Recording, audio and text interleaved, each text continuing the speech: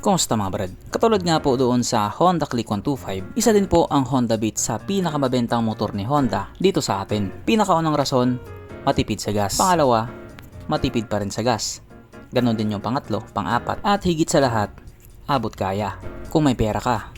Or kung may pera si mama. Pero alam nyo ba yung Honda Beat version 3 nga po nandito sa atin na siya nga pong pinaka-latest, matagal na po yan sa Indonesia. Kasi doon sa kanila, may version 4 na sila.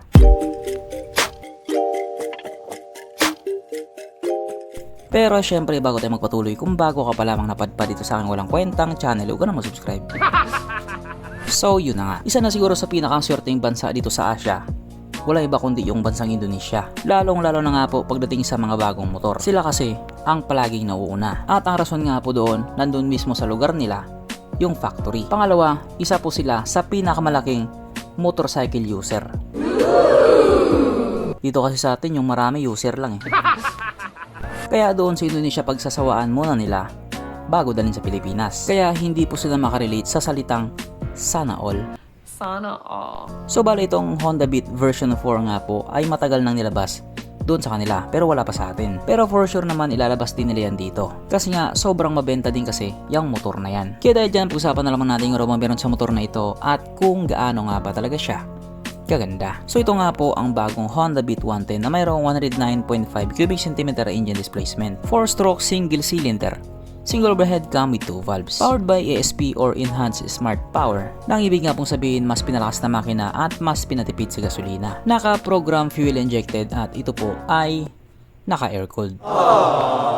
Panisan sa Honda Click 125. Ang kanyang operation ratio 10.0:1. Pagdating naman po sa kanyang power, ito po ay mayroong 9 horsepower, 7,500 RPM, 9.2 Nm torque at 6,000 RPM. Na ayon nga po sa mga Indonesian na nakagamit sa motor na ito po ay kayang tumakbo sa bilis ng 90 km/h. Kung sa bagay para sa isang 110cc na scooter, hindi na rin masama. Ang kanyang tangke ay kamakarga ng 4.2 liters fuel ng capacity na kumukonsumo na po ng 60.6 km/liter. So kung patipiran lang po ang usapan, matipid talaga yan. At yan nga din po ang isa sa mga rason kung bakit siya mabenta. Ang sukat ng kanyang gulong 80/90/14 sa harap at 90/90/14 naman sa likuran. Syempre pares na nga po itong naka-tubeless. Pagdating naman po sa kanyang braking system, ito po ay naka-disc brake sa harap at drum brake pa din po sa likuran. So ganoon pa rin katulad ng dati, wala pa po siyang ABS. Pero meron siyang CBS or combi brake system. Pero kung mabilis yung takbo mo tapos hindi gumana yung preno mo, magkakaroon ka talaga ng nervous system. Ang kanyang seat height ay mitaas na 742mm at 148mm naman ang kanyang ground clearance. At ang motor nga po na ito ay may kabuuang bigat na 88 kg. So ikumpara nga po doon sa mga previous model na tumitimbang ng 90 kg, itong isang to mas magaan na siya. At ang rason nga po kung bakit mas magaan siya, kasi meron po siyang ESAF or yung tinatawag nga pong Enhanced Smart Architecture Frame. Yung frame nga po niya mas magaan kung ikukumpara doon sa mga naunang model. Pero quits lang, mabigat naman yung itlog mo. Mapunta naman po tayo sa iba pa niya mga features. So ang ilaw nga po sa motor na ito, naka-LED na yung pinaka-headlight niya, pero bulb type pa rin yung kanyang mga signal lights. Speaking of ilaw, kung titignan nga po natin yung headlight niya, ibang-iba na talaga. Parang hindi na siya Honda Beat. Sabi pa nga ng iba, para daw siyang may hawig doon sa Honda Click version 1. Pero kapag naka-side view naman siya, doon mo na nga po marirecognize yung pagiging Honda Beat niya. Ang kanyang gauge panel same pa din doon sa naunang mga model, combination ng analog at may maliit na digital. At ang malupit nga po dito, naka-smart key na po ito. Yes po, naka-keyless na po siya.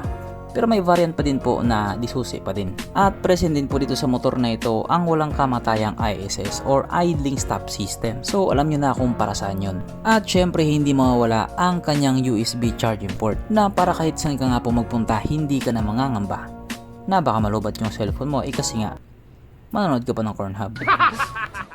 At nandito na nga po tayo sa exciting na part, ang kanyang mga suspension. So sarap ang bahagi nga po ito ay ginamitan ng telescopic fork. At sa likuran naman ito po ay gumagamit ng single shock absorber na ayon nga po sa mga taong nakagamit sa motor na ito, maganda ang bounce.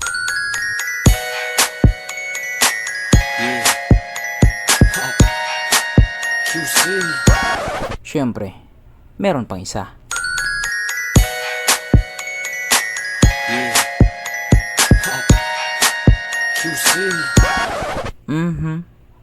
panigurado, wala na namang nalungkot.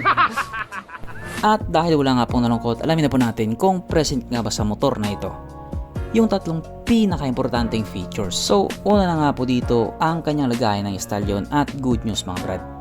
Meron siyang ganon. Meron siyang lagayan ng stallion. Pangalawa, meron din po siyang sabitan ng pulutan. At oras na nga po para sa ating Red Horse check ang pinaka-importanting feature sa isang motor. At ayon nga po sa aking masusing pag-aanalisa, ang motor na ito ay kayang magkarga ng 2 kahong Red Horse.